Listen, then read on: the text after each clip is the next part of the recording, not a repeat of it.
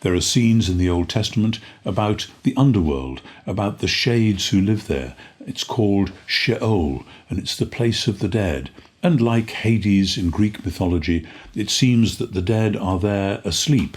Sometimes it is said that this or that person slept with their forebears, with their ancestors, which doesn't actually mean that they were buried in the same tomb, because in some cases that manifestly wasn't the case. It means that the ancestors are all now somehow asleep in the land of the dead, and when somebody dies and is buried, they go to join them.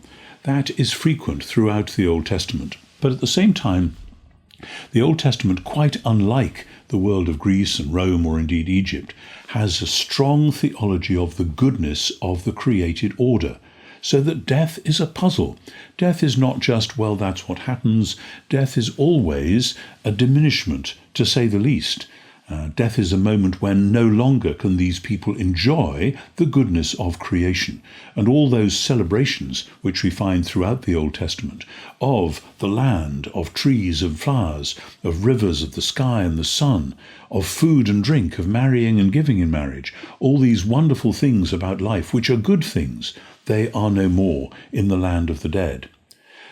That's a way for the ancient Israelites of holding on to a hope which is not so much a hope for me and what's going to happen to me in the future, but a hope for the people of Abraham who are promised a family and a land through which all the nations of the world will be blessed. And there's no attempt in some of the earliest texts to spell out what that might look like, or how those who are presently asleep in that way could possibly enjoy it or be part of that time when God will actually bless all creation.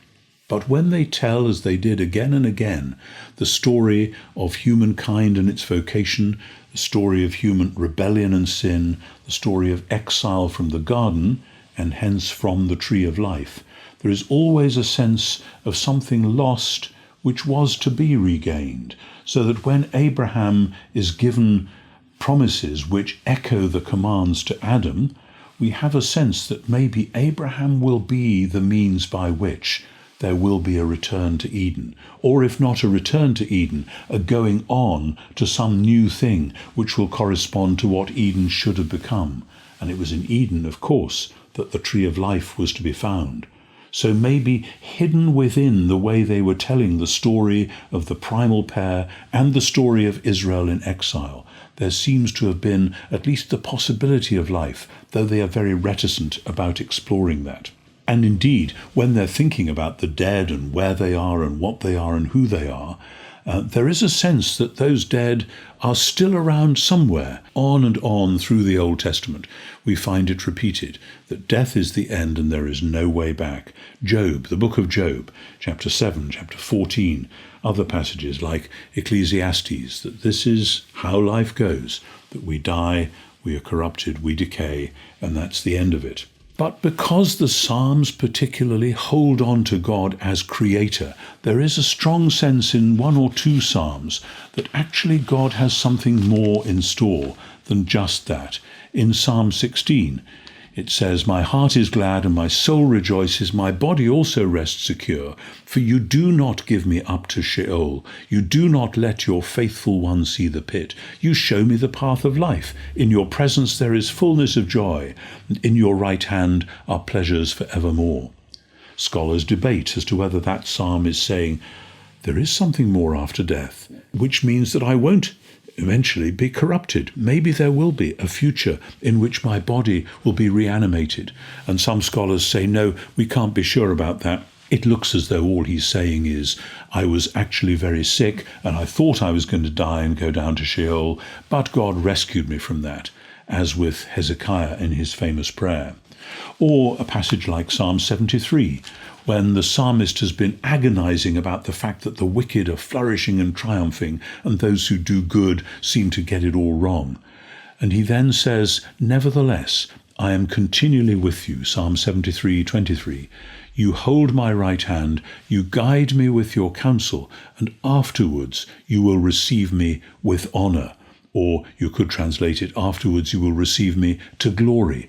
And many Christians have seen that as a prophecy of a glorious future after death. Not yet resurrection, simply that after death, God will have something much better in store. So the psalmist says, "Who do I have in heaven but you? There is nothing on earth that I desire other than you. My flesh and my heart may fail, but God is the strength of my heart and my portion forever." There's that "but God," as in Paul, but now God has done something. In other words, yes, the present body may fail, the present heart may fail, but God is the creator. And here we see the roots of later Jewish belief about God making a new world, making a new creation.